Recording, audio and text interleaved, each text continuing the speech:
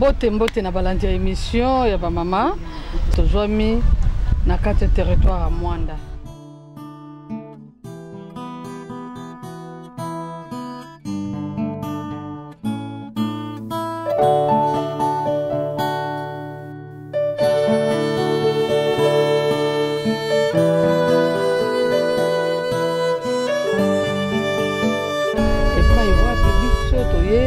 Na lotomo ya tata mokonzi kasi na kati ya ville ya Mwanda tokoti ba merveille ebele bomona kindenge toke kotala océan toke kotala embouchure du fleuve Congo tolakisi bino lelo tozwami awa na kati ya paroisse toyambi mama Kimbangiste mama Pauline Mbenza mama Kimbangiste wana aza na ba réalisation ebele mwasi soko za na mutu ndenge mama Kizenga koma na pancarte na yo wana idée na yo kozala musika ekotala makambo ko ya mokolo wana kuna okotala ka o ezala ki lobite okotala ya mokolo wana kuna parce que moi c'est sengela tombwana mama na kala zala ki mama ya kolamba kolala kosala nini kobota mais lelo moi c'est comme na défi waza ko relever na kati ya mokili alors toke musika te to yamba mama biso mama Pauline to ko mona yo talisa biso nanu Ozanani. Merci mama nazong selo matondo mingi pona motuna na yo. Na kati ya misala ya développement nazali coordonnatrice na niveau ya CARGE. CARGE elingi koloba tout simplement Conseil agricole rural de gestion. Ezali structure oyo l'État congolais a tient en place na cadre ya décentralisation. Alors, na territoire na biso ya Mwanda, ngai nde bavotaki comme coordonnatrice ya CARGE. Mais ya mbote bavote ngai na comme coordonnatrice ya CARGE, nga moko naza na structure na ngai o na créa.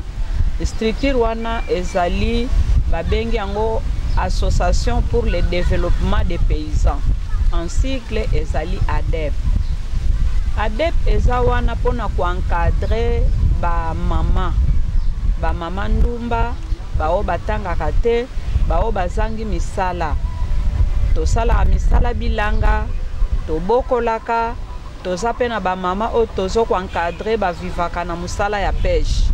Ah bon? Musala ya pêche na ndenge nini basi basala ya pêche ba vivaka na musala ya pêche veut dire ezana ba mama mususu azana ba boîte na ye azana ba filet na ye mais azwa ba pêcheur o bakenda o sala pêche mbisi soke ye bakabola kango na pourcentage mama mkolo ba filet azui yo ya yendambo ba pêcheur pe bazui o ya bango ezana ba mama mususu azana ba filet te mais asomba kambisi donc avivaka na produit de pêche mbisi wana a transforma kango ou soit asali makayabu ou soit asali poisson fumé yango nde musala to vivaka nango na ville côtière de Mwanda.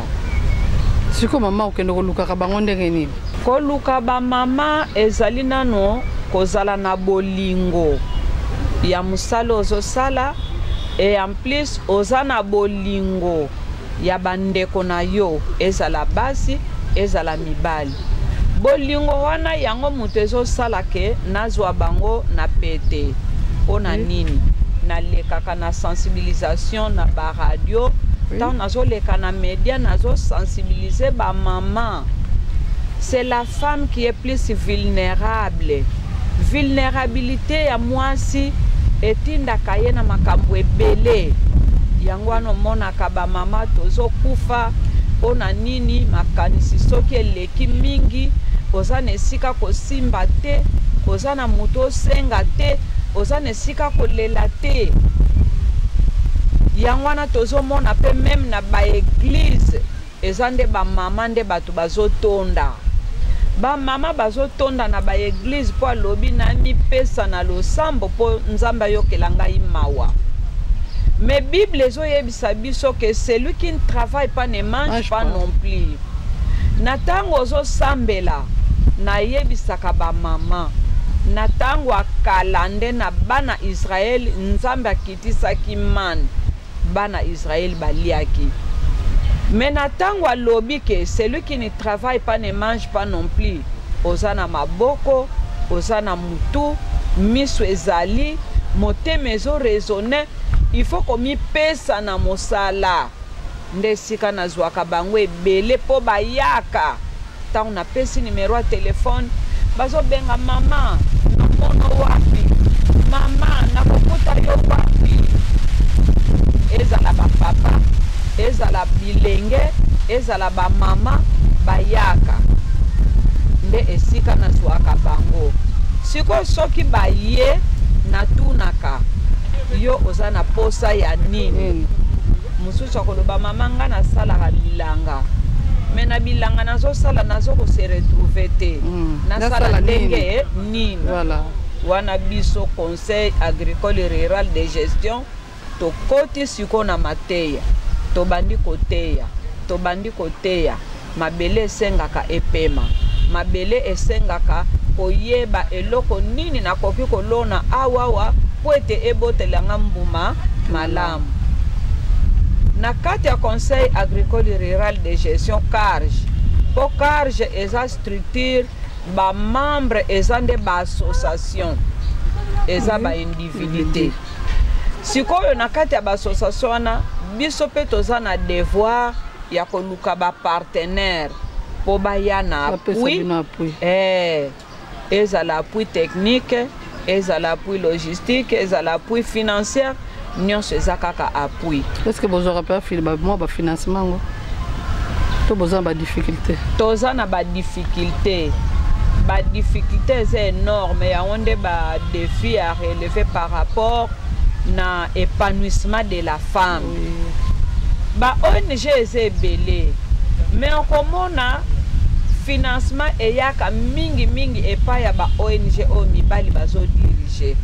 bango nde bato bazwaka mingi ba financement bino eza bafoué to koma biso tozo travailler na ba propre moyen na biso nanu mais ce qui est vrai na cadre ya CARG ngai en tant que coordonnatrice ya CARG nakomaki na niveau ya kozwa financement na niveau ya Perenco pona nini potang toke na table ronde wana balobelaki makambo ya après pétrole awa na vila mwana table ronde salema awa na 2010 ba ministre ba député provinciaux nationaux ba gouverneur ba responsable ba société pétrolière ba leader communautaire ba notable ba chef coutumier et belé presque ya Congo central mobimba tozalaki na ngoyo balobelaki makambo ya après pétrole et touchaki motema na ngai tozalaki bato ebele ntango nazongi na ndako nakanisi 6 mois après nakomi kolota après pétrole qu'est-ce qu'il nous faut après pétrole qu'est-ce qu'il nous faut tosala nini alors likanisi eyelaki ngai a partir ya bandoto nakomaki kolota nasala projet nakotisa na Perenco eske bakondima kofinanse na mwa badutu wana me nayaki kobenga Monsieur Alain Youar aza nani mokonzi aza mondele aza belge mais travaillaka na développement rural na bengi ye na lobi bino boye koimplante bakarche na baterritoire mais nga naza na likanisi moko par rapport na table ronde oyo touti nango eza balobeli après pétrole apose ngai question tu comptes faire quoi nayebise naza posa basala biso bilanga ya monene basala biso baactivité oyo communauté akobénéficie nango parce qu'après tout ce n'est pas tout le monde qui doit aller travailler chez Perenco alobi sala projet nazoya kotala yango nasali projet ntango aye atali projet alobi l'idée est bonne mais okomi na pointe ce qu'il faut faire c'est l'agroforesterie na yebaki yango te mbala na ngai ya liboso koyoka mo wana agroforesterie papa wana motunake motuna te ntango alobi bongo motuna mo wana olobi na comprendre te eza nini explique nga mwa moke est-ce que koko explique ngai a explique ngai azwi papier na bic a dessiner terrain akaboli yango na ba carré alobi mutu moko eza passe pour travailler na agroforesterie. Donc ezo senga bo former ba fermier. Chaque fermier akozala preno par exemple na 10 hectares po biso yango tozwa na yema.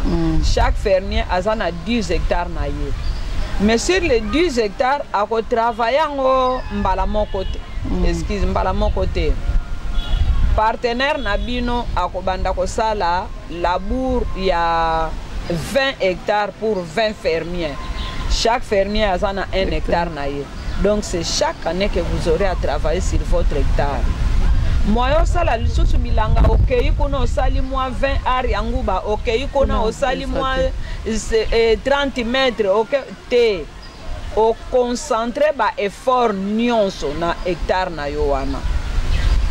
Et soki ba akasia na yo wana ozotia en ligne olongoli maniok akasia ezokola. Po soki osali reboisement oloni kaka banzete ya pamba mingi kota moto po bato bakende ko sarcler yango te zanzete ezobota mbuma kolia te nakende ko sarcler yango pona nini. Metango koti sina maniok okoti si ba arbre fruitier otie nguba ozo sarcler nguba na yo ozo yeba te ke ozo sarcler pe banzete wana ozo sarcler maniok ozo yeba te ke ozo sarcler banzete nzete ezo croître ezo kola na tango longoli maniok nzete koli. Prochainement soki boye na kosepela te okoma kuna po bokomona nini banzete tango ebimisi ba fleur siko perenko aye kosombela biso pe équipement pona pisciculture. Ah bon? Asombela biso bakazaka pona kobomba mabanzoi, asombi babot, asombi bambeli, asombi babiloko nyonso ba riche, hein, ba kesio banzoi bakotaka wana. Asomba ngo 10 na chaque fermier. Donc tout le équipement mobimba écoutez na valeur à peu près $600. Mais asombi yango pour 20 fermiers. Ah bon? Nde esika na sepela kike bandoto na ngai ekende ki pamba te. Bapongi na nga na ndako kata pona kokoma ekenda pamba te. Et puis français na nga bimisa na koma na papier ekenda pamba te. Voilà. Nga moko naza na 10 hectares na nga na yema. Ah bon? Pona lelo tokomi na 7 hectares. Ba makambo ya ba covid onde salike basala biso la bourde année oyo. Mais tokomi déjà na 8 hectares à chacun des fermiers.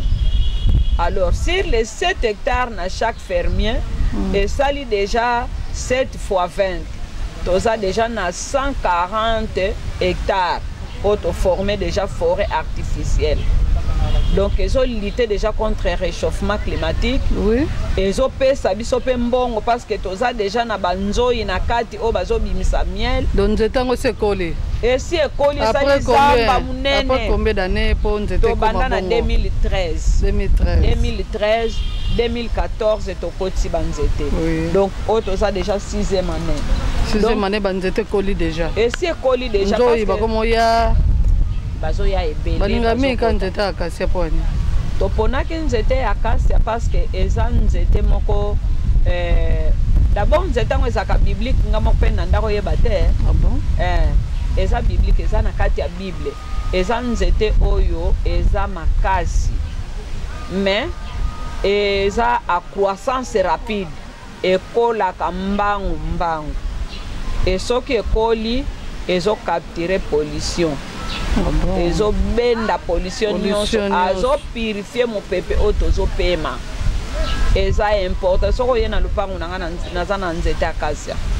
Ezo purifier mo pepe tozo pema, ezo fertiliser mabele. Esika okokuta ekwesa makasa nango. Makasa nango wana tout au plus 3 ans epoli soki epoli esika ezalaki esobe ekomi zamba ya solo. Okolona maïs, okolona manioko, okolona eloko nyonso esika okoka ekolona. Elinkolo bakasa nango za na vitamine to. Eza na vitamine makasi malgré epolaka facilement te. Mais soki epoli, apoli sina mabele wana a rendre mabele wana fertile. Solo Mama Pauline to utko yoka o nyoso yo lobby. Mais na mosala wana. Ozaka yo moko to ozana bato bosala na bango longo. Na kati ya mosala oyo nazanga moko te. D'abord na association na ngai. Naza na plus de 100 mamans. Malgré ndengo yebi ba misusu bazaka actif, ba misusu bazaka na bolembu. Bayaka soki événement ezali. Oto benga lokwa ba mingiza fête bandimi ya événement. Mais ezana ba mama penza o ba mi pesa. Parmi ba mama nanga wana mingi pe bazana ba association na bango ya bango moko. Pona nini bazwi modèle. Il faut basala siko ba association na bango pe baye bakokamba baninga mususu. Solo Mama Pauline ndengo utukoloba ba mama bozana ba mama penza ba simbi mosala. Tango yo bongisaka ba misala wana. Financement au lobby ba pesa ki bino maboko pona kosala mosala obino boza kosala lelo. Est-ce que possible bimise déjà miel wuti na kati na zamba wana pe bo besoin déjà ba semence oye bimi na kati ba bilanga wana. Merci beaucoup maman pona motuna pona miel ndenge na wuti koloba na kosepela makasi soki bokomi sur terrain pona nini na kati ya forêt na biso basi batongeli biso miellerie. Ah bon? Batongi miellerie bapesi biso ba équipement nyonso bapesi biso ba matériel nyonso o esengeli pona kobimisa nzoi na tango aboti na kati ya riche bokei bobimisi ba gâteau ya miel wana tobenga yango gâteau oyo nyonso basalaka wana batongi betango bokei bobimisi ezala bambeli basombela biso ba cantine basomba batuke basomba babake pona ko garder yango basomba ba passoire bayela biso milangi pona kotia ba miel wana bayela biso ba filtre pona ko filtre nyo soki miel ebimite mondele asala amaseki na musala te. Mondele asala amaseki na musala te. Tango amoni miel ebimi d'abord avant to banda musala ngo pona koloba ke mondele azaka ka mondele alobi Mama Pauline on a vu votre projet mais le type de projet que vous venez d'introduire on n'a jamais vu ce type de projet. Alors on doit appeler les blancs qui a parlé avec vous ayako exposer toyo kaye papa batu monsieur ale yuara boyaka te na bengie ba invité na perenko ayaki tosali lisusu exposer mususu pona ko expliquer projet na communauté intérêt nango société azana intérêt nini population azana intérêt nini tango DG ayoki alobi lokola monsieur Alain Yuara lobaki eza projet moko type mampu eza na plateau de modèle alobi batu nyonso bako travailler na projet oyo il faut bokoma na plateau de bateke tokende voyage d'études oboyeba technique travailler po biso tobwaka mbongo te bombongo o société akotimisa ekota mbuma nango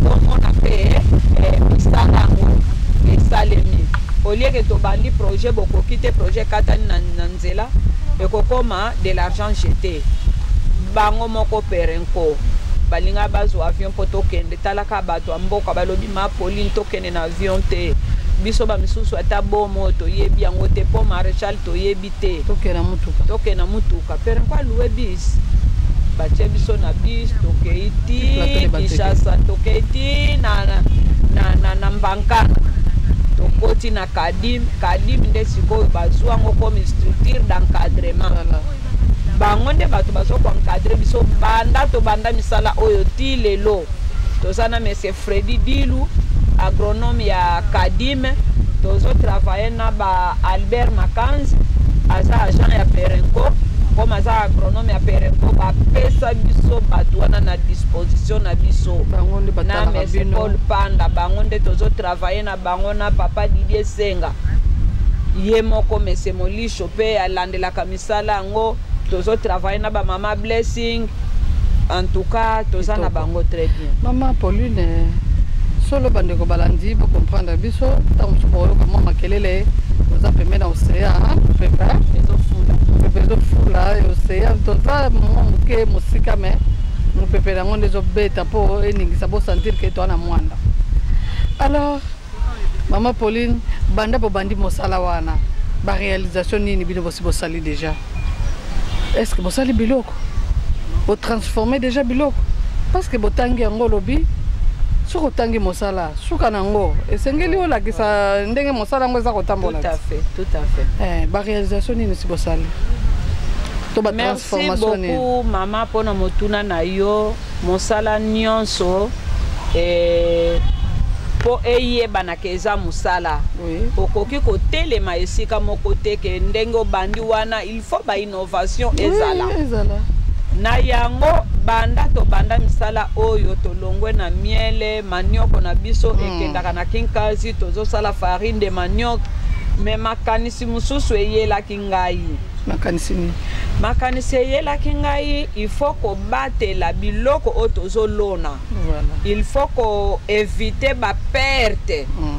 Ko éviter ba perte nango tango bozo lona manioko to mesana kaka manioko to sali kwanga manioko to lambi to sali fufu to tokisi manioko to leki déjà étape wana to komi sikoni étape ya transformation pour production ezali. Ezala ba tomate ba pesa biso ba semence ya tomate ba pesa biso ba semence ya matungulu ba pesa biso ba semence ya pilipili ndenge toza boye na kanisi caméra ekoki kozwa déjà mwandambo biloko oyo tokomi na niveau ya transformation. Manioc na biso tokoma kosala ba biscuit d'abord à base de manioc. À base de manioc avant tokoma na biscuit wana toko ndenge mama uti koloba si bakomi na étape ya transformation ya manioc. Manioc eza bilei moko eza kobimisa makanisa ndenge na ndenge eza kosala biloko ndenge na ndenge. Biso toyebika toliaka fufu ya manioc, toyebika totiaka manioc na mai tole, toyebika kotokisa, toyebika kosala soki nini. Manioc ekoki kokoma pe biscuit, ekoki kokoma pe galette, ekoki kokoma pe eloko nyonso oza nango bosenga. Alors toke mosika te tokotelema na invité na biso lelo totala ndenge nini a transformer manioc soki en biscuit, soki en quoi tolanda totala nanu lolenge kani Maman Pauline asali transformation na ye.